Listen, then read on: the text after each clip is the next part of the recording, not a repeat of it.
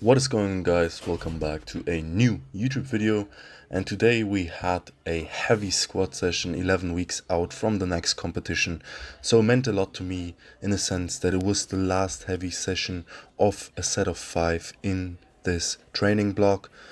We have ascended from, I believe, starting with 210 kg to 217 and last week's 225, so I was pretty hyped to see where this week's weight could lead us to. I took 220 as my last warm-up to set up for a 230 plus rep PR. Mind you, I have in the past tried to rep out 5 reps on squats with 230 kilos and failed both times to do so. I believe I both times only got 4. And today I decided to go for 235 past the weight that was crushing me the previous times, because I felt that much stronger, I felt that much more prepared because of the off season, and I was very excited to see where my strength has gotten to. And the top set, I have to say, moved extremely well. I was feeling very stable. Even though the last 1 or 2 reps slowed down a bit pace wise, I was able to push through with no big issues at all. And also what was especially striking to me was the composure and the tightness I was able to also create throughout my backline, have the bar on the same placement, and also push my knees forward, get out of the hole with the intention and the speed to make this rep happen. That was really crucial. And I also think part of it was definitely, as I mentioned in the last videos, the new sleeves. The compression around it is insane.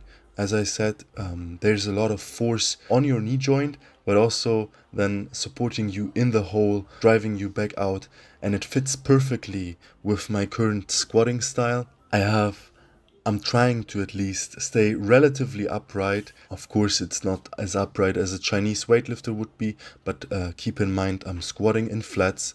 I have tried flats now for the off season, like flat shoes. This is what I mean, my Torres lift shoes, and it has really worked out for me fine.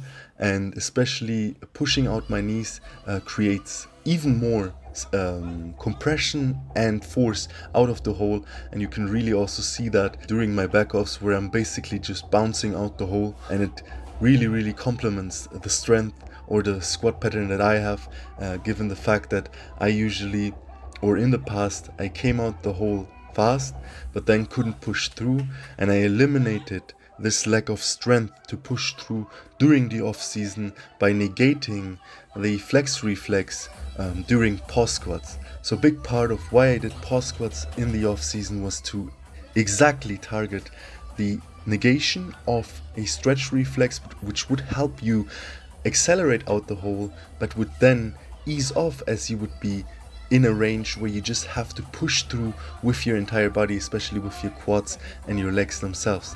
So this power to push through, I think I properly built up during the off season, and this is what really helped me today to also achieve a new PR in a sense of a set of 5 with 235. Moving on, we had a close grip bench. As I said in the last video, I would want to swap out Larsen press because it's too heavy or too unstable for my shoulder at the current time. So that's why I put in the close grip bench or closer grip bench. I just moved in, I believe, roughly 3 fingers, maybe 4 from where I usually grip, and usually my grip is that my index finger is around the first ring on a weightlifting bar, which is typically in gyms, or just the first ring or the ring itself on the powerlifting bar, because the first ring and the normal ring of the powerlifting bars, they're always after 81 centimeters, I believe, and that's where I usually have my index finger around as well as my thumb. So I just moved 1 inch, maybe 1.5 inches in, and that really seemed to do the trick. I felt very stable, and I felt like I could work my triceps. Felt actually very good. Maybe I will experiment with this kind of grip in the future too, because I could sense that it might be also an advantage for my normal bench, which is obviously the wider grip. Maybe I can bench more with this grip. This was really something very interesting. Because, I mean, in the past, if I have done close grip, I really tried doing what you would call a master grip, where it's really like you have your thumbs on the beginning of the knurling, meaning way inside, and you're literally pressing it all with your triceps. Moving on, we had our RDLs, and something very, very funny happened. I didn't believe that it actually would happen, but my straps, they ripped open. I didn't think this was possible, at least not at this weight. We only did two ascending sets, right?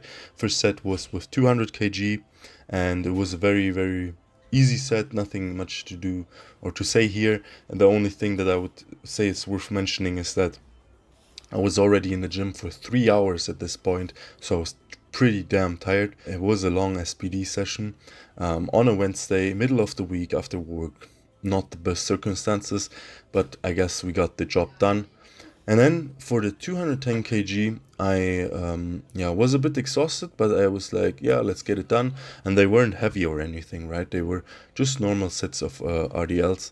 I got them done, or at least I got 7 reps done before my right strap, I believe, yeah, was the right one, was ripping open, and that was actually pretty damn funny.